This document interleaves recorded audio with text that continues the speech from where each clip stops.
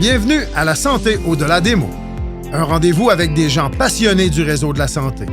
Jean-Pierre Gagné, lui-même médecin, vous fera partager sa passion pour le domaine et vous fera découvrir une foule d'invités et d'acteurs clés du réseau. Voici votre animateur, le docteur Jean-Pierre Gagné. Bonne écoute.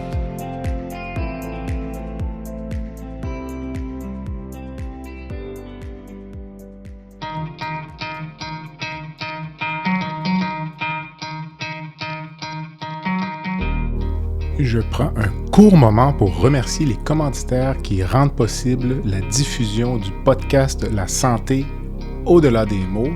Beauchamp-Beaulieu Dessureau-Toupin Groupe Conseil associé à la financière Banque Nationale Gestion de Patrimoine, Medix, LIM, le groupe Tige et Eurofin Environnex.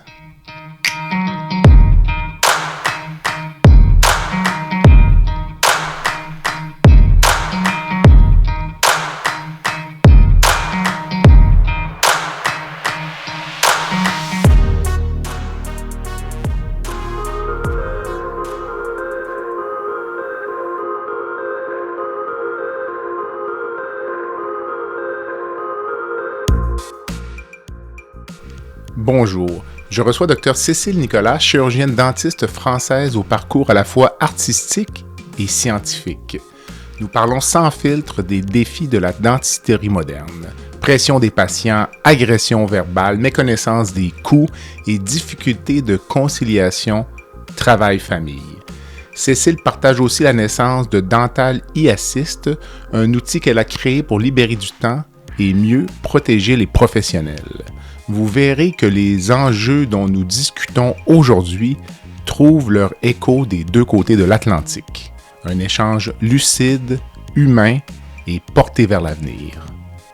Bonne écoute.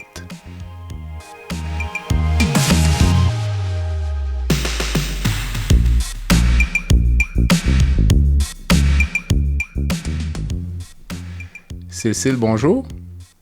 Bonjour. Ça va bien? Ça va, bon, oui, ça va. Excellent. Alors, bon midi, là, c'est tôt pour moi le matin, donc 6 heures du matin à Québec, donc... Midi en France. Mais c'est une belle heure de chirurgien.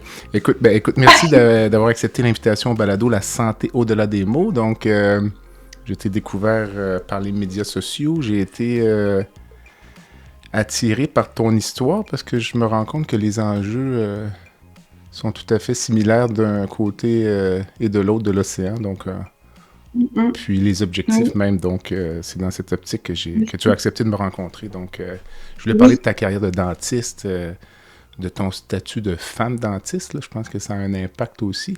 Puis de ton projet d'intelligence artificielle. Donc, on a un petit menu. Donc, oui, c'est vrai. Oui, tout à fait. Écoute, donc, on se lance. Raconte-moi un peu d'abord pourquoi dentiste, puis peut-être pour nos auditeurs, peut-être pour les jeunes français, mais également pour nos auditeurs ici au Québec ou ailleurs, le parcours académique là, d'une dentiste ou d'un dentiste. Une dentiste. Donc, je t'écoute. J'étais une petite fille curieuse, une adolescente curieuse. J'ai toujours aimé beaucoup les sciences. D'accord. Voilà, j'étais intéressée un peu partout et je me destinais pas forcément dans l'immédiat à être dentiste, même si j'ai dans mon passé et mon adolescence eu beaucoup de problèmes dentaires liés plutôt à des problèmes génétiques, du coup, j'ai eu pas mal d'interventions, ce genre de choses. Ça s'est pas toujours super bien passé, mais c'est vrai qu'au départ, je m'étais pas forcément dit je vais être dentiste. J'ai des copains qui étaient dans des écoles d'ingénieurs ou prépa HEC, ce genre de choses. Et puis j'ai rencontré la sœur d'un ami qui avait été prise en dentaire et qui me racontait un petit peu justement ce qu'elle faisait au quotidien entre les TP, les cours académiques de médecine, les cours dentaires, le dessin anatomique des dents, ce genre de choses. Et c'est vrai que plus je l'écoutais parler, plus je me disais « Ah mais en fait, ça résonne en moi. Okay. J'aimerais bien effectivement être dentiste et puis ça me permettra de continuer à être manuelle parce que je suis un peu artiste dans l'âme. Ma famille, ma mère est peintre. Ta mère, c'est ça, ouais, exact. Voilà. Et du coup, ma famille est un petit peu artiste. Ma maman était peintre, voilà. Et j'aimais bien aussi, moi aussi, faire des choses avec mes mains. Et c'est vrai que ce métier, regroupait plein de choses. Le libéral, donc cette sensation de liberté. Le côté manuel, le côté quand même très scientifique, académique, voilà, la science. Donc vraiment, et puis cette envie aussi de faire un peu différemment de ce que j'avais pu vivre moi en tant que patient dedans. Voilà. C'est intéressant parce que moi, quand je suis entré en médecine, je voulais être orthopédiste. Ah ouais? Parce que j'étais tout le temps blessé quand j'étais jeune, là, donc à cause du hockey, là, puis c'est presque la même histoire, mais finalement, quand j'ai fait mes stages, là, donc en médecine, comme tu dois savoir, il y a on appelle ça la partie préclinique, donc 2 ou 3 ans à l'université, puis les stages dans les hôpitaux qui durent 2 ans. Et dans mon cas, quand j'ai fait mon stage d'orthopédie, les modèles de rôle étaient moins bons en orthopédie qu'en chirurgie générale. Puis ça a changé comme dans le même hôpital, j'avais des orthopédistes qui c'était pas des modèles de rôle parfaits. Puis en chirurgie générale, c'était des super vedettes là, puis c'est fou comme parfois le parcours peut être changé par puis avec le rétrospectivement, je me rends compte que j'aurais été très heureux orthopédiste. Aussi, donc, là, un peu trop tard. Donc mais dis-moi donc puis le parcours académique pour être dentiste là, Pour être dentiste, il y a la partie commune avec les étudiants en médecine, le concours de première année, on appelle le PSMM1. Non, ça a changé, ça s'appelle le PACES. En fait, c'est un concours, ils prennent... en France, il y a un numerus clausus, c'est ça aussi qui génère pas mal de difficultés maintenant. C'est qu'il y a un nombre bloqué d'étudiants tous les ans qui sont reçus en médecine, en dentaire, en sage-femme et en kiné aussi. Donc, ça passe par le même concours maintenant, et après, c'est réparti en fonction des classements. Donc, une fois qu'on a passé ce concours-là, on choisit. Moi, je voulais être dentiste, donc j'avais choisi dentaire. Et après, dentaire, c'est 5 ans après la première année de médecine, avec environ 1 an et demi où on a pas mal de cours en commun avec les médecines. C'est un peu aussi la pré-clinique, puisqu'en fait, nous, on commence la clinique en 4e année. Donc, 4e année, en fait, on commence la clinique, mais avant, on fait beaucoup de TP, beaucoup de théorie dentaire et aussi en commun avec les médecines. D'accord. Voilà, on fait des stages, ce genre de choses. Donc, un total de 8... Ça fait 6 ans, 6. plus la thèse, quoi. D'accord. Un an de première année, 5 ans d'études dentaires, et après, il y a la thèse pour avoir le doctorat en chirurgie dentaire qui arrive. En général, on le fait après notre 6e année. D'accord. Voilà. Et la possibilité, j'imagine, d'avoir des surspécialisations ou comme maxillofacial, pour dire quelque chose. Chez nous, c'est une spécialité de 5 ans, si je ne m'abuse, en plus.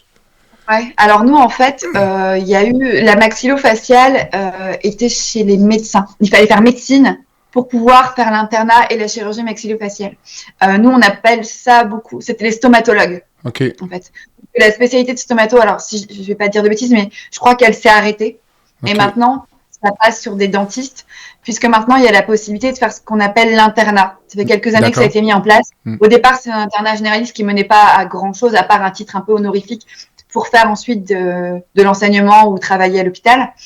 Mais en fait, maintenant, on peut être soit orthodontiste, soit spécialiste en médecine bucco-dentaire, soit chirurgie, justement, avancée, chirurgie maxillofaciale. Même si on a quand même la possibilité, avec des formations privées ou des DU, sans passer par l'internat, de quand même faire de l'implantologie, de la chirurgie avancée. Mais bon... pas de la maxillofaciale non plus. Je comprends. Mais on peut quand même étendre notre pratique avec de la formation continue. C'est même Puis quasiment obligatoire. Dans ton cas, qu'est-ce qui est ton domaine? As-tu un domaine de prédilection ou c'est de la dentisterie que je qualifierais de générale, là, sans être Alors moi, je suis touche à tout. OK. Touche à tout. J'ai voulu me spécialiser en tout. Finalement, je me suis spécialisée en rien. Mais au moins, je suis une omnipraticienne qui connaît pas mal de spécialités. Donc, je pose des implants au cabinet, mais je pose des implants que je me considère apte à poser. Sinon, le reste, je délègue. Voilà, je me fais plaisir et en même temps, ça me permet de traiter un maximum de choses chez mes patients. D'accord. Donc, l'implantologie, c'est vraiment quelque chose dans lequel je me suis mis tôt. J'ai voulu me spécialiser en implanto et puis je me suis quand même rendu compte que ça jouait beaucoup. Enfin, c'était une spécialité qui était stressante quand on l'intégrait à l'omnipratique. Il y a un plateau technique différent parce que là, on passe sur de la chirurgie, donc sur du stérile, sur pas mal de choses. Donc, enchaîner 2 casquettes, omnipraticien, implanto, c'était compliqué. Donc, au final, j'ai gardé ça quand quand j'ai envie de le faire, quand je sens que c'est un cas qui va me plaire, je le fais. Je me suis formée à l'orthodontie. Je fais de l'orthodontie aussi, de la parodontie, donc tout ce qui est traitement des maladies de gencives, de la prothèse. Je me suis mise très tôt à faire de la prothèse numérique, donc ce qu'on appelle nous la CFAO. Chairside, ça veut dire qu'en fait, on prend les empreintes avec une caméra d'empreinte optique, on modélise la couronne sur ordinateur directement ou la prothèse directement sur ordinateur et on l'usine directement au cabinet grâce à une usineuse. La journée même. Moi, je l'ai fait très tôt en 2017. OK. Maintenant, ça se démocratise. La journée même ou lors de la même visite? La journée même dans l'heure, ouais. Ah, oui, okay, c'est des usineuses qui travaillent sur des blocs de céramique et en fait, on peut usiner un onlay, une couronne L'usinage met 10 minutes. Après, ça dépend quel matériau on utilise, mais il y a des matériaux qu'on peut polir et poser directement, d'autres qu'on doit maquiller et cuire. Okay. Là, ça prend un peu plus de temps. C'est un four à céramique, on maquille comme si on voulait peindre de la céramique. Okay. Donc ça, c'est mon assistante qui est formée à ça, qui maquille les Ton assistante qui a plus de temps maintenant, puisque tu as Dental IA6 dont on va parler tout à l'heure. Ouais, mon assistante, elle respire et nous aussi. Ah non, on est contente, on se connaît mieux maintenant, on discute d'autres choses que des problèmes.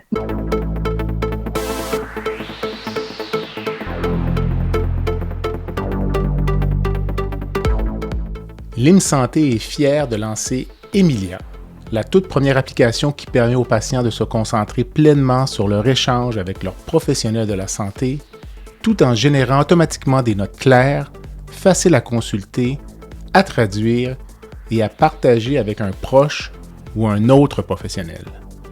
Alors que les solutions de Scribe IA apparues dans le secteur de la santé visaient jusqu'ici à faciliter la prise de notes des médecins, Emilia se distingue en s'adressant exclusivement aux patients. Elle marque ainsi une étape décisive en matière d'innovation en santé au Québec et au-delà.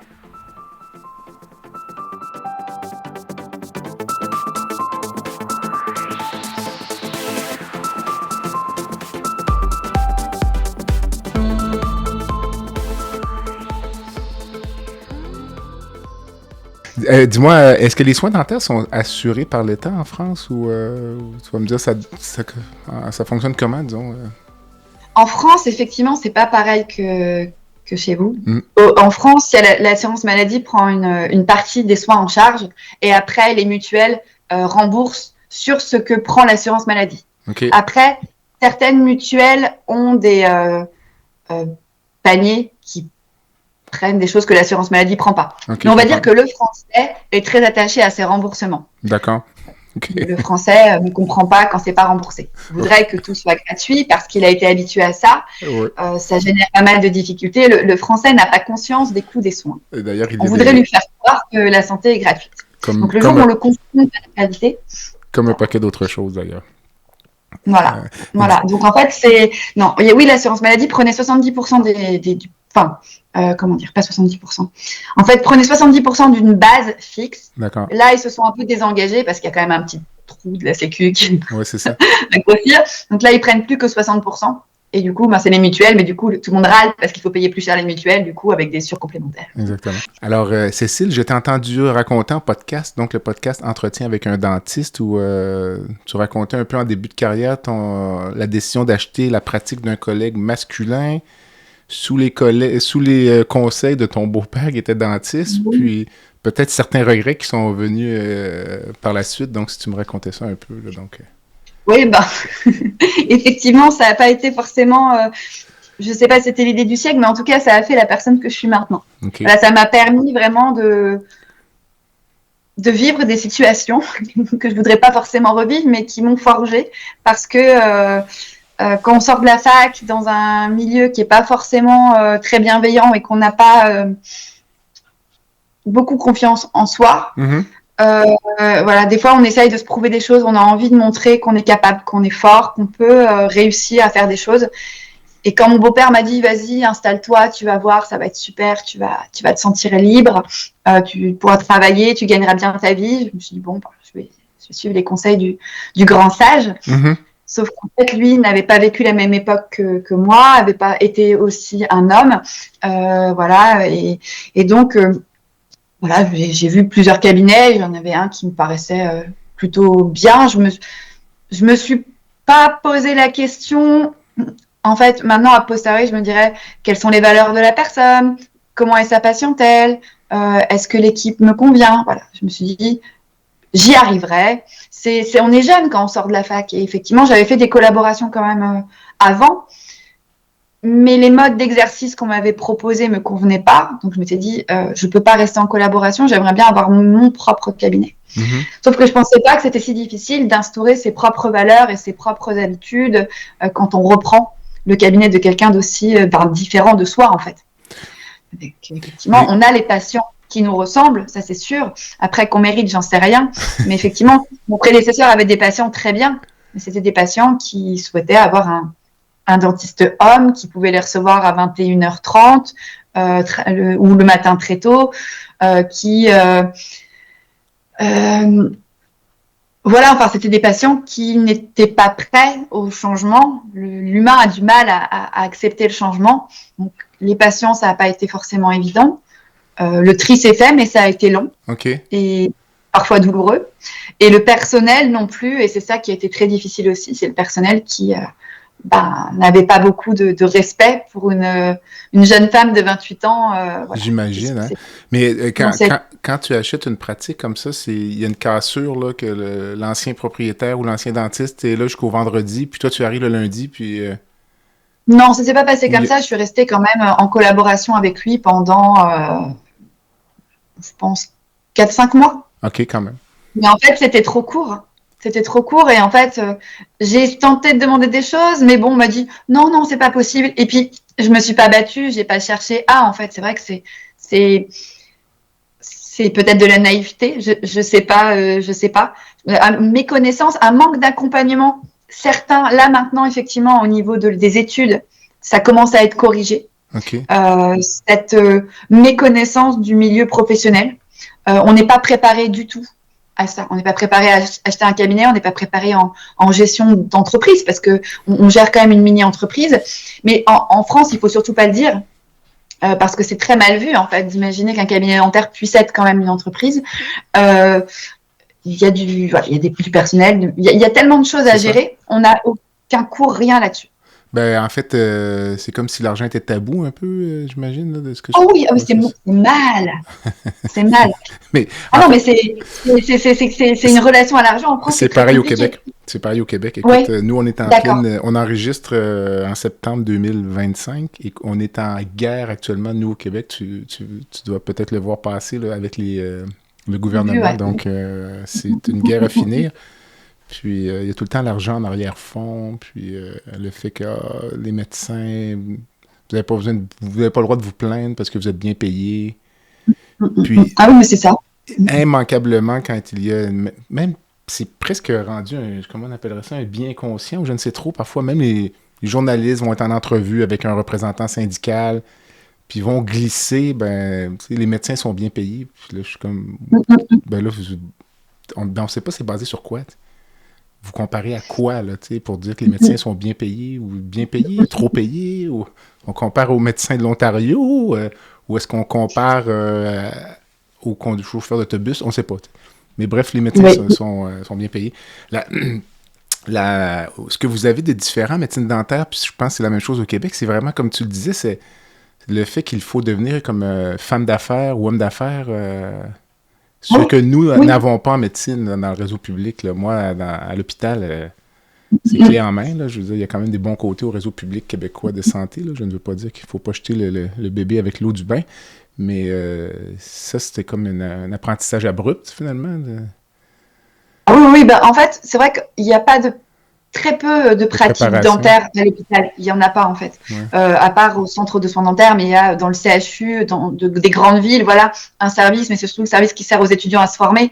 Et il y a des profs, mais autrement, le service public dentaire n'existe pas vraiment.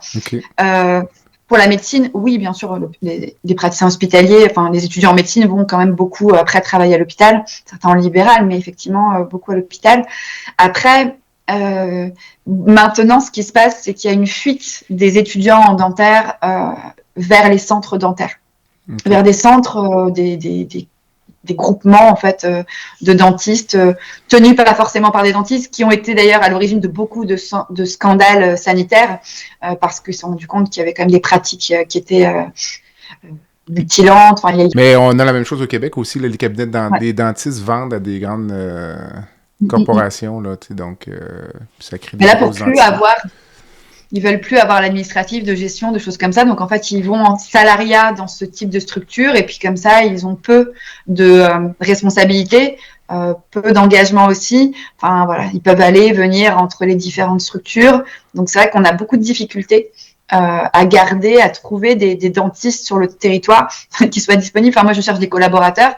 J'en trouve pas. Ouais, c'est ça. Je t'entendais où je te lisais, là, tu racontais même des affrontements avec les patients, là, soit sur des choses assez violentes, là. Oui, les patients, en fait, on n'en peut plus. Pour que les gens comprennent, si tu racontais, mettons, un exemple, là, je sais pas, de toute façon, tu le racontes sur les médias sociaux. J'ai une patiente qui a dit que j'étais complètement folle parce que je lui avais juste demandé d'arrêter de poser 1000 questions et que je lui répondrais à ces questions, mais que là, c'était juste un moment où il fallait que je me concentre et qu'effectivement, après, il n'y avait pas de souci. Et puis, elle continuait. Donc, je lui dis, s'il vous plaît, madame, arrêtez. Là, si vous continuez, je vais pleurer. Okay. Mais vous êtes complètement folle. Et puis, je ne sais plus après ce qui s'est passé, mais bon, j'ai pas été très... J'ai été mal après cette histoire, et là, ça vient de se finir, où effectivement, on a réussi à rompre la relation thérapeutique de manière apaisée, mais c'est vrai que ça n'a pas été évident. Là encore, bon, ça peut prêter à sourire. La pire chose, moi, qui me soit arrivée, c'était il y a 2 ans. C'est un patient qui m'avait attendu sur le parking du cabinet. Okay. Je suis arrivée le matin, je ne l'avais pas vu, j'ai ouvert ma portière, je suis sortie. Et en fait, le monsieur est arrivé par derrière. Le monsieur faisait 1m90, il avait une capuche, un masque jusque-là, et les mains dans les poches d'un gros bombers. Et je connaissais ce patient, je l'avais déjà vu, je savais qu'il était quand même, qu'il pouvait avoir des manières un peu violentes de s'exprimer. Donc moi, j'ai eu peur, en fait, et je me suis retournée, et il n'arrêtait pas de dire c'est votre faute, c'est votre faute, c'est votre faute. Je dis mais c'est ma faute c'est pas ma faute. Enfin, j'ai perdu mon appareil. Je dis bah oui, bah écoutez, faut me recevoir. Je dis mais monsieur, vous êtes en train de me hurler dessus, je vais pas vous recevoir dans ce contexte-là. Et il a mis sa main dans sa poche à un moment, et j'ai cru qu'il allait me tirer dessus. Enfin, j'ai eu il m'a intimidée, il m'a effrayée, et ça a été vraiment très. J'ai eu ça m'a vraiment marquée. Parce que, en fait, après, j'ai appris qu'il était même déjà rentré une première fois dans le cabinet, que mes assistantes avaient réussi à le mettre dehors, mais qu'il m'avait attendu quand même. Enfin, ça, c'est le plus triste dans l'histoire, c'est qu'en fait, ce monsieur, après, c'est pour ça, des fois, les choses sont pas très justes. Le monsieur a porté plainte contre moi parce que j'avais refusé de le soigner. D'accord. Il a porté plainte contre moi pour refus de soins urgent. Sauf que moi, à ce moment-là, j'étais pas en tenue de dentiste. J'avais pas encore pris connaissance de ma journée. Personne ne pouvait m'avoir prévenu qu'il y avait un soin urgent. Il aurait juste dû attendre comme tout le monde et il aurait été reçu. Mais là, dans ces cas-là, on peut pas dire oui à ce genre de comportement. C'est quand même, j'ai refusé de le soigner, malgré ça, parce que j'avais plus confiance. Du coup, j'ai été envoyée en disciplinaire. Incroyable. Donc, 1 an de procédure d'avocat pour pouvoir expliquer et à tourner la scène dans tous les sens en disant mais c'est pas possible. Est-ce que je suis vraiment responsable de ce qui s'est passé? J'ai eu peur pour ma vie, et je me retrouve dans cette situation. Bon, heureusement, au bout d'1 an et demi, la plainte du patient a été rejetée. Okay. Mais il a fallu quand même que je plaide devant un jury comme quoi j'étais victime d'une agression et que je pouvais pas soigner dans ces circonstances-là. Est-ce que le fait d'être une femme, selon toi, ça t'expose plus à ce genre d'incident-là? Ils se permettent beaucoup de choses. En fait, les patients, et plus encore les patients de longue date, alors est-ce que c'est une certaine... Au bout d'un moment, ils croient qu'ils peuvent se permettre une certaine familiarité peut-être qui s'installe, je ne sais pas. Mais on rencontre de plus en plus d'incivilité. Hier encore, une patiente, parce que on n'avait pas entendu la première sonnerie de la porte. On lui ouvre, on s'est fait incendier. Et je lui dis, mais madame, si vous n'êtes pas contente, vous pouvez aller voir un autre praticien. Non, mais vous savez très bien que de toute façon, j'ai pas le choix parce qu'il n'y a pas d'autres dentistes que vous. Et là, je me dis, bon, et c'est ce qu'on nous sort. Oui, mais j'ai pas le choix, il n'y a que vous. Voilà. Bah oui, mais c'est très dur. En fait, on se fait engueuler, incendier pour tout et rien. Et puis après, on nous rend responsables, mais parce que l'État aussi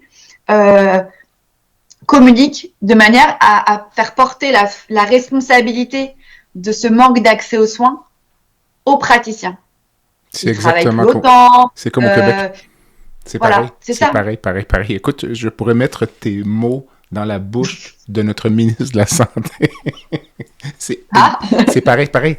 Et au Québec, actuellement, un projet de loi qu'on appelle le projet de loi 106, lorsque notre épisode va être en ligne, la saga devrait être terminée, là, je ne sais pas dans quelles conditions, d'accord. mais où on veut Ok. lier 25% de la rémunération des médecins à des objectifs de performance et d'accès. 25%. Donc, on ampute notre salaire de un quart et Ouais. ce quart est redistribué aux médecins en fonction d'objectifs d'accès sur lesquels Ouais. on n'a aucun regard. Donc, on ne sait pas quels seront ces objectifs. Ça va être administré par des fonctionnaires qui vont dire, ben écoutez, puis ça pourrait être des objectifs régionaux aussi. Donc, c'est comme si toi, on disait, ben l'accès en médecine dentaire dans ta région, là, en Bretagne ou Quimper, il y a un regroupement de 10 cabinets de dentistes, puis si vous ne respectez pas tels objectifs sur lesquels tu n'as aucun regard, ben on t'ampute. Ben, tu sais, cette année, Dr Nicolas, mettons, vous allez avoir sur le 25% de retenue, on vous en redonne 15%. Tu sais, donc, vous perdez 10% de votre revenu cette année parce que finalement, globalement, dans la région, il y a tant de patients qui n'ont pas été vus dans un délai de... C'est un sketch, c'est une blague, non? Non, mais je te dis, écoute, on est là-dedans, là, on est là-dedans à temps plein dans le moment.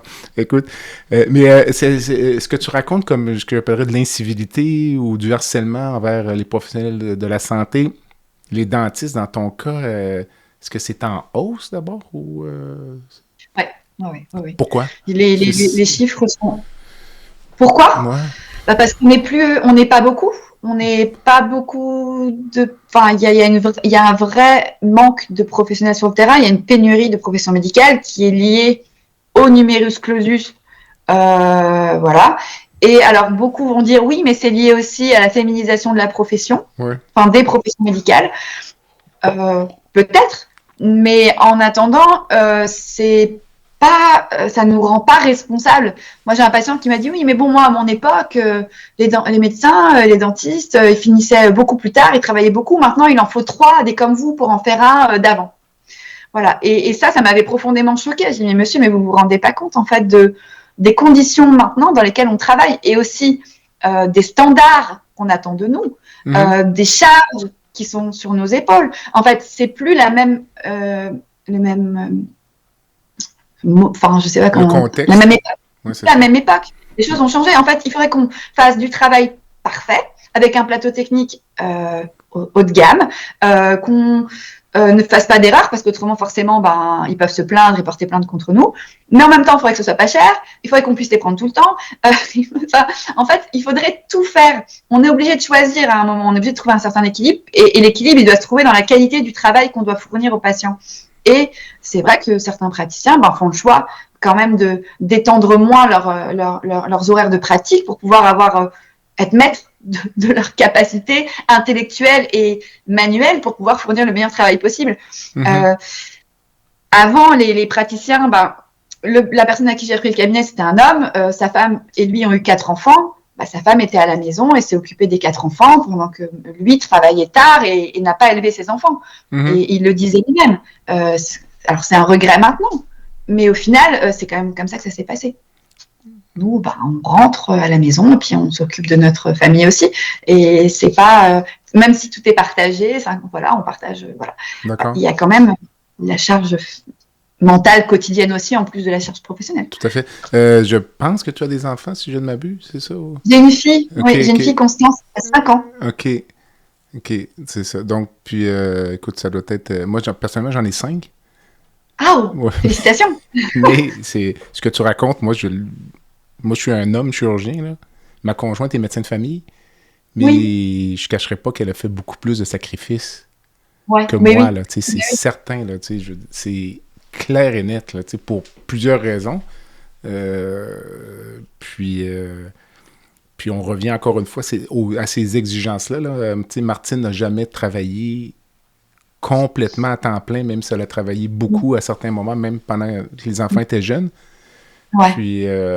Puis encore une fois, on revient un petit peu à ce dont on discute depuis tout à l'heure. Là, les attentes du gouvernement, dans notre cas, ce serait... Puis le projet de loi dont je te parle, là, donc, moi, je trouve que c'était je trouve que c'est un projet de loi un peu misogyne, si tu veux mon avis, dans notre cas au Québec, parce que ça vient dire aux femmes professionnelles ou qui ont des professions libérales comme toi... mais tu sais, vous avez fait le choix d'une profession libérale, on vous a vendu le modèle de conciliation travail-famille, puis là, on arrive peut-être 2 ou 3 décennies plus tard, puis on dit, mais finalement, on aimerait ça que vous soyez aussi performant comme si vous n'aviez pas cette charge familiale-là. Je sais pas si... je sais pas si je te rejoins quand je dis ça ou... Ben, si, complètement. Moi, je vois, en fait, quand j'ai eu ma fille, j'ai eu mon congé maternité, j'ai dû changer mes horaires, j'ai dû organiser ma pratique. Mon mari était présent, mais ça a quand même eu un impact. Et franchement, j'en discute. Enfin, je n'ai qu'une fille parce que je me sens pas de revivre au niveau professionnel tout ce que ça m'a demandé en fait de sacrifice. J'ai mis 2 ans à revenir au niveau que j'avais avant. J'ai dû mettre 2 ans pour soit c'est quelque chose qu'il faut avoir. En fait, il faut être hyper organisé, l'avoir planifié genre 3 ans avant pour être sûr que ça tombe la bonne année, machin, nanana.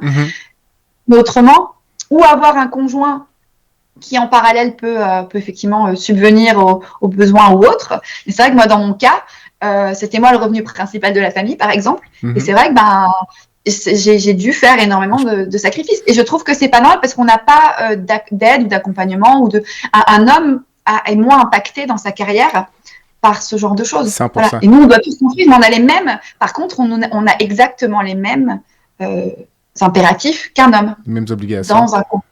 On se bat contre ça, mais ça c'est pas prêt de changer. Serais-tu d'accord avec l'affirmation que les professions libérales en santé se sont féminisées, mais que notre vision de ces professions sont demeurées masculines ou Ah oui. Ben, on attend de nous les mêmes choses qu'un homme, en fait. Hein. Et effectivement, je pense pas qu'on soit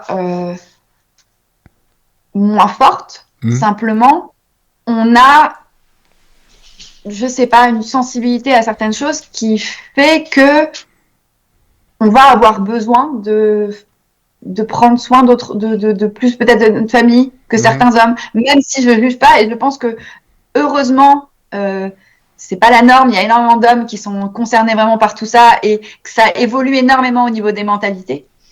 Je pense quand même encore qu'on attend que les choses changent pas. En fait, c'est encore la même chose. C'est pourquoi les choses changeraient? Il y a des générations qui ont été habituées. C'est surtout une histoire de génération.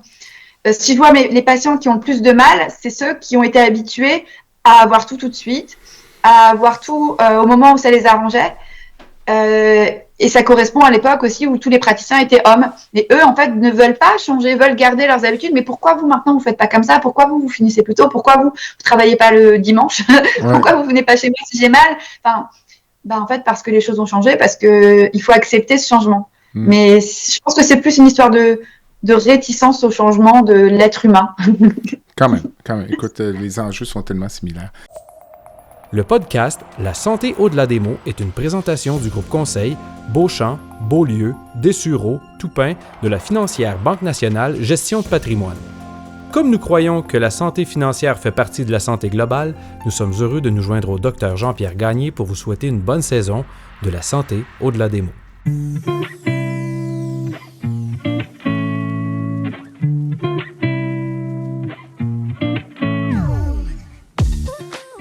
Fer et Velours est une entreprise de Québec spécialisée dans la location de mobilier vintage et création d'ambiance. Nous vous proposons une offre de service à la carte et selon vos besoins. De la simple location à la gestion événementielle complète. Chez Fer et Velours, notre slogan est de faire différent avec élégance. Visitez notre site web au www.fervelours.com. Au plaisir de vous rencontrer.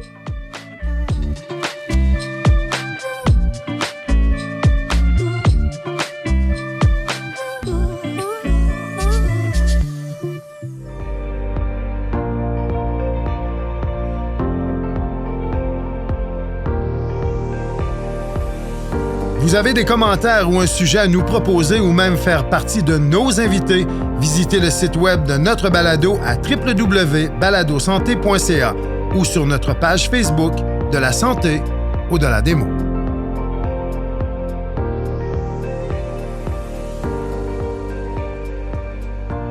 Je voulais te parler de, je veux bien le prononcer, Dental IA6. On change de sujet complètement, donc oui. un projet d'intelligence artificielle, donc comme si tu n'étais pas assez occupé, donc tu t'es dit je vais prendre mes soirs et mes fins de semaine pour développer un outil d'intelligence artificielle, donc qui répond à quel besoin d'abord dans un premier temps? Au besoin. En fait, ça va résonner avec tout le début de l'entretien parce qu'en fait, justement, Dental IA6 est né de toutes les difficultés que j'ai connues, que j'ai vécues, que j'ai pris dans le nez, que j'ai surmontées pendant ma carrière. Moi, j'ai commencé à exercer en libéral en 2013. Donc, un peu plus de 12 ans d'exercice avec des problèmes avec pas mal de choses, les patients, avec le personnel, parce qu'on nous demande d'être multitâche. Donc, il faut être gestion RH, administrative, soignant, enfin tout. Et donc, je me suis dit, après une énième agression verbale d'un patient qui n'avait pas été très sympa avec nous, j'ai dit à mon assistante, écoute, Déborah, il faut qu'on trouve une solution. Et je pense que vraiment, faut pas être humain pour supporter tout ce qu'on supporte actuellement. Et donc, pendant la nuit, ça a fait son chemin. Je me dis, mais pas humain, en fait, c'est une IA. Et du coup, j'ai réfléchi un petit peu. On est quand, là, disons, juste pour qu'on se situe dans la... On est en février 2021. OK, parfait. Février 2025, pardon. Non, février 2025. Ça vient de... 21 février 2025. En fait, on va dire que le patient, l'agression, c'était fin janvier. Pas très bien, on va dire, tout le mois de début février.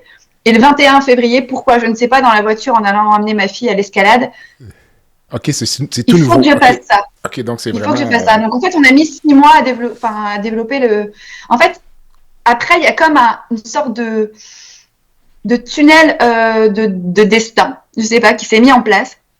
À partir du moment où j'ai mis en place ma solution, où j'ai développé la solution avec l'idée de mettre de l'IA sur une plateforme en ligne pour justement permettre aux professionnels de santé d'avoir une aide et un soutien sur certaines tâches qui leur prennent beaucoup de temps.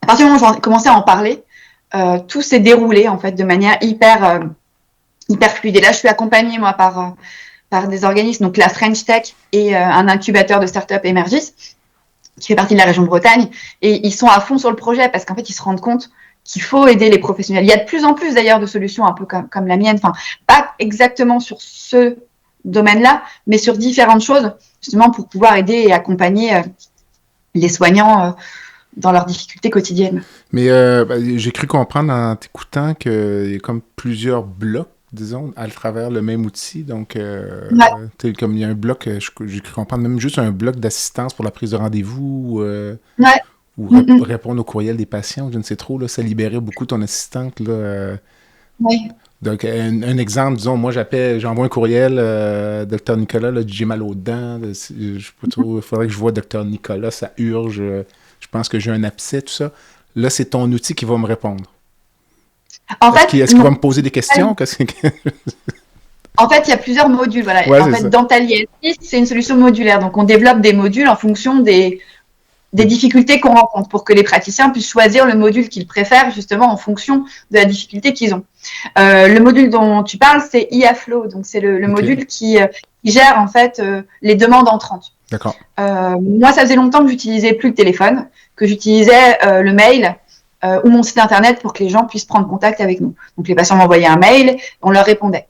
Là, en fait, on reçoit en retour de mail un lien vers un questionnaire. Okay. Ce questionnaire est accessible aussi via mon site internet. Et ensuite, le patient remplit le questionnaire. Donc, le questionnaire est vraiment construit pour justement pouvoir être le plus précis possible, chose qu'on ne peut pas forcément toujours faire lors d'un entretien téléphonique ou autre, qui entraînait auparavant énormément d'erreurs et de problèmes dans la gestion des urgences ou des rendez-vous. Là, tout est ensuite analysé par l'IA.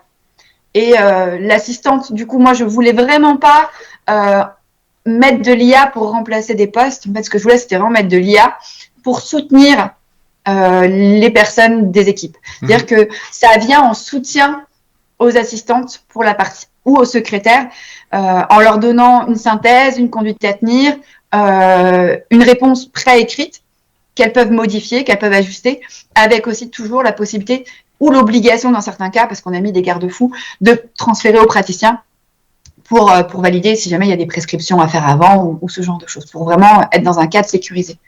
Et effectivement, l'intérêt de Dentally Assist, c'est de recréer des ponts et des liens dans les équipes professionnelles. Nous, en tant que dentiste, on a souvent un biais, c'est qu'on pense que tout le monde est capable de penser comme nous. Que notre assistante, forcément, elle reçoit un appel, elle pense comme nous, la même arborescence de décision, le même diagnostic, alors que nous, on a 6 ans d'études, elles ont 1 an et demi en alternance. Et parfois, les modules d'urgence sont même pas vus dans l'école où elles ont été. Donc, en fait, ça permet aux assistantes d'être soutenues, d'avoir, en fait, comme si elles avaient leur praticien dans l'oreillette. Si tu as ça, c'est peut-être ça, donc il faudrait faire ça. Et puis, si tu sais pas, demande confirmation. Et en fait, je vois chez mon assistante qu'elle se sent vraiment beaucoup plus en confiance, en fait. Elle a été capable de traiter la majorité des demandes sans avoir à me demander à moi. Et pour les demandes compliquées, bon, il y en a pas plus d'1 ou 2 par jour. Alors qu'avant, pour 4, 5, 10, on devait discuter ensemble, quoi. Mais puis là, si on parle d'intelligence artificielle, c'est parce que l'outil apprend aussi en cours de route. Moi, j'ai aucune connaissance, là, Alors, il y a plusieurs façons d'intégrer de l'agence artificielle. Là, ce dont tu parles, apprendre en cours de route, c'est le machine learning. Là, pour ce module-là, on ne le met pas en place. Sur ce module-là, on utilise un moteur IA. On peut avoir des moteurs, par exemple, on entend parler de ChatGPT, OpenAI, ce genre de choses. OpenAI met à disposition aussi des moteurs, c'est-à-dire qu'on n'utilise pas la donnée d'OpenAI, mais on utilise leur moteur IA. Par contre, toute la donnée, donc les arborescences de prise de décision, les données médicales, les diagnostics, ça c'est de la base de données privée, donc qu'on a construite nous et qu'on a intégrée ensuite dans notre solution. Voilà. Donc tout ça fait la tambouille avec le développeur, avec Léo qui lui s'occupe de la partie justement développement et IA et tech.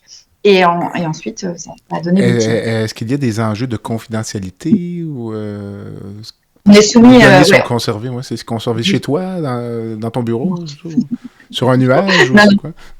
Sur un cloud. On est sur un cloud HDS en France, c'est comme ça qu'on les appelle. HDS, c'est pour le stockage des données de santé. Donc on est conforme au RGPD et aux données HDS. Parce qu'en fait, beaucoup de praticiens qui se font contacter par mail par leurs patients ne savent pas que les boîtes mail Gmail, Hotmail et toutes les autres sont pas conformes à ce choses-là. Les données de santé sur une boîte Gmail, elles sont pas sécurisées du tout. Donc en fait, nous, on propose aussi du coup via notre outil aux praticiens de pouvoir échanger avec leurs patients de manière précise, dire que les assistantes font un entretien. Enfin, le recueil d'informations est précis, structuré et surtout il y a une traçabilité de cette information. Elle ne part pas dans la nature par la suite. Elle est stockée sur des serveurs sécurisés et ça aide vraiment tout le monde au quotidien. Je ne sais pas si j'ai perdu. Non, tout à fait.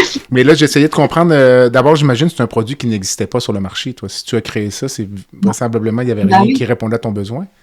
Puis, est-ce que ça répond seulement aux besoins des dentistes ou ça pourrait répondre aux besoins d'un autre professionnel de la santé ou même d'une autre profession libérale ou est-ce que c'est trop spécifique? C'est une bonne question. En fait, nous, moi à la base, j'ai développé Dentally Assist et quand j'ai contacté la French Tech et l'incubateur, en fait, on nous a demandé de le développer pour d'autres professions libérales médicales. D'accord. Donc là, pour l'instant, on se concentre et on fait une super verticale. Donc la maison mère en fait s'appelle Lib e-Assist. Voilà. Donc, pour les professions libérales. Et Dentally Assist, c'est la première verticale pour les dentistes. Ensuite, on va développer spécialité. Êtes-vous sur le marché dans le moment ou vous êtes encore en phase... On appelle le lancement au 1er septembre. C'est ça, j'avais entendu, OK. La solution est disponible depuis le 1er septembre. Voilà, c'est un abonnement, c'est une plateforme SaaS. Donc, c'est un abonnement payant par mois pour avoir accès aux services, en fait, en fonction du nombre de modules. OK. Je t'avais entendu dire que tu te projetais dans le temps, puis tu te voyais encore dentiste et femme d'affaires, disons, dans l'intelligence artificielle. Plus tard, est-ce que ta pensée évolue au fil des semaines avec le lancement du produit, disons? En fait, là, j'ai un projet de construction d'un super nouveau cabinet en cours. Parce que si je fais En fait, j'avais lancé le projet du nouveau cabinet et entre-temps, l'idée de Dentalier 6 m'est tombée sur le nez, sur le coin du nez et je pouvais pas la laisser cette idée-là. Il fallait que j'y aille. Donc en fait, j'ai tout plein de trucs en cours, mais je me projette dans ce nouveau cabinet-là avec en fait le cabinet, les bureaux de Dentalier Assist au-dessus et justement en fait pouvoir avoir le terrain, le patient, c'est important. Moi, ça me fait du bien, c'est ma respiration. En fait, je suis contente de retourner au cabinet, de soigner, d'utiliser mes mains parce que c'est complètement différent que de développer une solution. Je peux passer des heures assise à un bureau derrière un ordinateur et tout ça, et c'est un équilibre à avoir. Je trouve que tant que je pourrais le faire, et puis finalement, si ça peut me permettre de faire après les actes que je préfère faire, voilà, choisir ce que je veux faire au cabinet en termes de pratique, ce serait super. Ben, je t'écoute, puis j'ai eu Dr Julien Wellman, qui est radio-oncologue. Tu pourras le trouver sur le balado, qui lui a développé un projet de robot artificiel. Robot pour... un robot qui s'appelle Miroki pour accompagner les enfants en salle de traitement de radiothérapie. J'ai vu ce projet-là, c'est extraordinaire. Mais en fait, quand j'avais discuté avec Julien, puis la réflexion qu'il me faisait, c'est que ces projets-là, dans ton cas, c'est Dentalier 6, dans mon cas, c'est un balado, lui, c'est Miroki. On dirait que ces projets-là qui nous éloignent de la pratique nous permettent d'une certaine façon d'y rester en même temps. C'est comme une espèce d'exutoire ou de... Je sais pas. C'est trouver un équilibre, je pense. Ouais. Enfin, vraiment un équilibre. Tout le monde n'a pas forcément besoin d'avoir un à côté. Moi, je trouve que en fait, c'est cohérent. Là, ça m'a permis de remettre de la cohérence dans mon parcours, enfin, de me sentir accomplie. Okay. Accomplie parce que j'ai une pratique de chirurgien dentiste sur le terrain, mais aussi parce que je peux faire de mon expérience une solution aussi pour mes confrères. Et puis du coup, ça comble aussi un petit peu parfois des petits regrets que je pouvais avoir sur le fait de pas forcément être partie justement sur des études plus tech, plus ingénierie, ce genre de choses que j'aurais pu suivre à l'époque quand j'étais justement au lycée. J'avais failli dévier là-dessus avec mes amis de l'époque. Bon, j'étais nulle en maths, alors forcément, ça aurait été plus compliqué. Heureusement qu'en médecine, il n'y avait pas de mathématiques au concours, donc c'est pour ça que ça m'a aussi un peu conforté dans mon choix. Mais maintenant, je me rends compte que finalement, je sais pas ce que ça s'appelle, c'est le destin, je sais pas. Okay. Mais j'ai l'impression que la boucle se boucle, en fait, que finalement, je finis par revenir aussi à cette partie de moi, voilà. Est-ce que ce projet-là, d'une certaine façon, ça te permet aussi peut-être de faire un pied de nez à tes détracteurs ou aux anciens collègues masculins est-ce que c'est possible ou...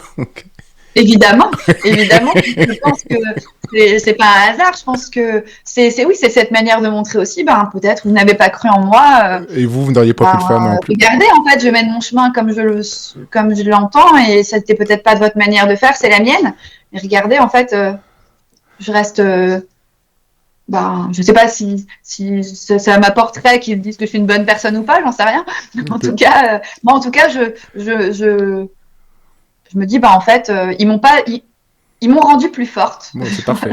Écoute, avec le recul, là, j'imagine, je sais pas la réponse aujourd'hui par rapport à il y a 2 ans, mais avec le recul, si je t'avais posé la même question il y a 2 ans, je sais pas, avant le projet de Dentalier 6, mais si tu rencontres la jeune Cécile Nicolas au lycée, là, il y a... J'ai calculé un quart de siècle, là, mais je ne veux pas me tromper. Là. Est-ce que tu lui conseilles... Oui, c'est ça, mais donc tu la rencontres à 16 ans, disons. Est-ce que tu lui suggères la carrière de dentiste ou tu lui dis... Écoute, alors maintenant, oui. OK. Maintenant, oui. Il y a 2 ans, j'aurais dit, Cécile, pars faire une école d'ingénieur comme tes amis. C'est ce que... Il y a 2 ans, j'en étais là. Et puis là, finalement, j'ai réussi à réunir les deux. Okay. Voilà, et du coup, et c'est ça qui fait en plus, ce qu'on m'a dit, c'est ça qui fait que notre projet plaît, c'est qu'en fait, on est un projet tech, mais proche du terrain, et on part des vraies difficultés. Et c'est ça qui justement fait qu'on arrive à créer avec ce projet-là beaucoup d'émulation actuellement, voilà. Donc c'est en fait ce qu'on m'a dit hier lors d'un entretien, c'est qu'effectivement, c'est la sincérité avec laquelle on fait un projet tech qui rend ce projet intéressant. Okay. Et je pense et c'est pour ça que que moi je me sens bien, c'est parce que là, ça fait un peu peut-être bateau de dire ça, mais je me sens alignée, en fait. J'ai l'impression vraiment que tout est...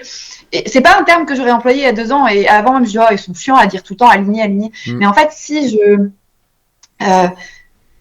voilà, les choses sont comme elles doivent être. Enfin, je sais pas comment dire ça. Non, mais tout à fait. En fait, l'expression qu'on emploie au Québec, les gens vont dire que je suis sur mon X.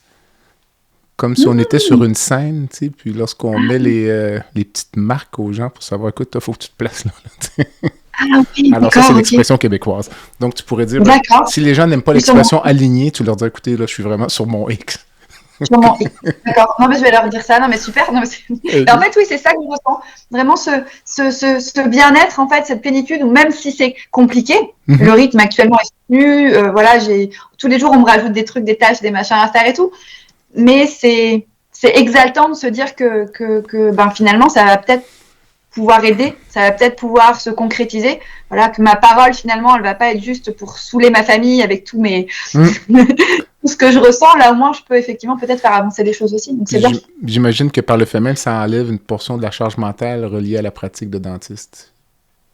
De parler de ton projet d'informatique, hein, c'est ça, ouais. Ouais. Ah oui, bah en fait le projet, effectivement, c'est ça l'objectif. Hein. Ouais. C'est d'enlever de la charge mentale dans la pratique. En fait, non, mais il y a le projet, c'est que l'outil enlève de la charge mentale, mais toi, comme femme d'affaires, puis comme entrepreneur, ce projet-là aussi, j'imagine, ça doit te décharger. Je le vois un peu comme ça. Moi, parfois, on dirait que ça rationalise les choses, je sais pas, ça... Oui, c'est ça. C'est comme faire du sport, dans le fond, là, tu sais, c'est comme... Ça... Oui, je pense que c'est ça. C'est vraiment, en fait, c'est... Je change complètement de mode, en fait. Je me mets dans un autre mode qui, finalement, va permettre de calmer la surcharge de l'autre. Ouais.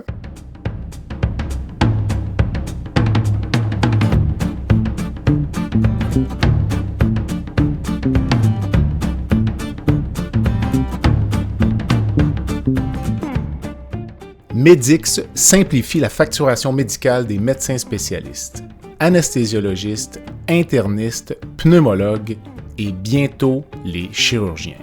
Grâce à une application mobile conviviale et une expertise personnalisée, Medix fait une différence réelle dans la vie des médecins. Sauvez du temps, réduisez les erreurs et optimisez vos revenus avec Medix. Medix est fier de desservir plus de 60% des anesthésiologistes du Québec. Pour toute question, n'hésitez pas à visiter notre site web à www.medix.com www.medyx.com ou téléphonez au 514-548-2500. Est-ce que l'outil serait exportable au Québec, disons? Oui, bien sûr. Bah oui, parce que c'est après, c'est une histoire de, comment dire, de conformité, je pense, au niveau des serveurs. Mais en tout cas, nous, en Europe, pour l'Europe, on est respectueux des lois et du stockage. On est sur OVH Cloud. Alors après, je pense qu'OVH Cloud, il y en a aussi au Québec. Après, c'est des abonnements à payer, je pense, pour nous, pour justement stocker les données sur certains territoires. Je ne sais pas après s'il faut des conventions ou s'il faut un siège, mais en tout cas, oui. On envisageait effectivement de l'étendre en Europe et après éventuellement à l'international. D'accord. Avez-vous intégré ou allez-vous intégrer un scribe d'IA dans l'outil? Donc, qui permet de rédiger les notes cliniques ou... Ça, c'est prévu, ouais. Actuellement, on ne l'a pas, mais effectivement, c'est prévu. Là, on a en fait un assistant à la consultation qui permet de faire aussi... Ça, c'est le deuxième volet, c'est IA Plan, où effectivement, on remplit un questionnaire, en fait, pendant l'interrogatoire, où on a la possibilité de le faire aussi en dictée vocale. D'accord. Et effectivement, après, ça, c'est en place. Et effectivement, ensuite, l'IA, par rapport à tout ce qu'on lui a mis dedans, propose un plan de traitement adapté aux contraintes du patient, aux pathologies du patient, aux volontés, au paramétrage praticien, voilà, ce genre de choses. Ce que tu disais par rapport au compte rendu, c'est un peu ça. C'est notre manière à nous, en tant que dentiste, de l'avoir traduit. Parce qu'effectivement, nous, il y a peu d'interrogatoires, entre guillemets. Il y a un interrogatoire, mais c'est surtout l'examen clinique après qui va vraiment nous donner les spécificités. Voilà, donc nous, on a une grosse partie examen Tout à fait. Tout à fait. dent Écoute, par dent. j'ai une question qui me vient à l'esprit. Je ne sais pas si ça va être trop difficile, mais disons, le projet de Dental Assist, là, disons, si on le projetait sur une période d'une année, là, puis on dit que on a commencé le 1er janvier et le 31 décembre, le projet est à maturité complète. Là, c'est complètement développé. Là. La date aujourd'hui, on serait quelle date sur une projection d'une année? Je ne sais pas si tu vois le sens de ma question. Là. Est-ce qu'on est encore au mois de janvier? Entre le moment où c'est sorti et entre le moment où c'est sorti. Non, mais si on se projette de façon virtuelle, là, on dirait autrement dit, toi, tu penses que ton projet était complété à 50%, 60%, ou on va jamais atteindre la maturité complète d'un projet de cette nature-là? Est-ce qu'il va toujours... C'est un projet qui est voué à évoluer en permanence, en fait. Sûrement, à un moment, on aura peut-être comblé toutes les doléances des praticiens. Voilà. Après, on en est aussi au début de l'IA en médecine. Donc, en fait, on ne sait même pas jusqu'où ça va pouvoir nous mener, en fait. Donc, est-ce qu'il y a vraiment une finitude là-dedans? Je ne sais pas. En tout cas, le projet, avec ces 2 premiers modules, on va dire qu'il est très fonctionnel et déjà très utile, mais c'est 10 à 20%, je pense, de l'outil définitif. Quand même. Écoute, parce qu'effectivement, on va plugger après pas mal d'autres choses dessus. Là, on a des modules qui vont être développés bientôt. Bon, pour ça, il faut qu'on ait des financements. Là, on va intégrer un 2e développeur pour aller plus vite. Enfin, il y a tout un système là qui est enclenché dans le bon sens pour faire grandir. Mais oui, non, il y a tellement de petites difficultés, de petites frictions, de petites choses qu'on peut améliorer. Nous, on n'a pas la vocation pour l'instant d'être un logiciel métier de facturation. Mm-hmm.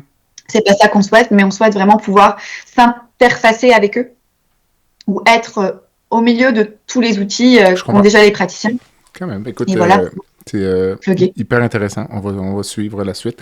Il y a une petite section baguette magique dans mon podcast, donc on atterrit un peu de façon ludique. Donc, je sais pas. Aujourd'hui, là, en France, si je te laisse changer une chose dans le réseau de on va dire santé dentaire, donc ce serait quoi, là? Carte blanche. Vous sortir d'un sac magique, n'importe plein quoi. de dentistes. Ouais. Faire venir plein de dentistes. Plein de dentistes et puis leur mettre des petits cabinets partout pour que la concurrence, on ne connaît pas, en fait. Okay. On aimerait bien. C'est bon, excellent. Puis, as-tu une rencontre de rêve, si je te donnais le loisir de rencontrer n'importe qui dans le monde, vivant ou décédé? Alors, j'en aurais 2. Je t'écoute. La première que j'ai déjà rencontrée, mais qui est décédée entre-temps, c'est le professeur Francine Leca. Je ne sais pas si tu connais. Non. C'est la fondatrice, elle est chirurgien cardiologue et en fait, c'est la fondatrice de Mécénat Chirurgie Cardiaque. C'est une association justement qui aide les enfants de pays défavorisés à venir en France pour se faire opérer du cœur. Donc, ils opèrent à peu près 450 enfants par an. Quand même. Et c'était la marraine de ma promotion de dentaire quand j'ai eu mon concours. D'accord. Tous les ans, il y avait un parrain ou une marraine et c'était elle la marraine. Et quand elle a fait son discours, elle a failli me faire changer au dernier moment. Okay. Passer de dentiste à cardiologue parce qu'en fait, pour faire de la chirurgie thoracique, parce que vraiment, son discours était juste tellement inspirant et émouvant. Bon, au final, j'ai pas changé, j'ai pas pu changer, je sais plus pourquoi. Okay. Bon, bref, sur le coup, j'étais waouh. Et entre-temps, elle est décédée, mais j'ai continué toujours à suivre son parcours. Ce qu'ils font. Ouais, son parcours, parce qu'en fait, à côté de ça, donc l'association a développé Initiative Cœur. Initiative Cœur, c'est tout un projet de bateau. Donc, ils font le Vendée Globe avec le bateau Initiative Cœur. C'est Samantha Davis qui était skippeuse du coup sur ce bateau-là dernièrement. Et du coup, grâce à l'argent qu'ils récoltent, ils peuvent soigner encore plus d'enfants et tout ça. Et c'est vrai que ça résonne parce que du coup, je me dis finalement, moi, le cœur, j'ai aussi remis du cœur en fait, et j'aimerais bien moi réparer le cœur des praticiens.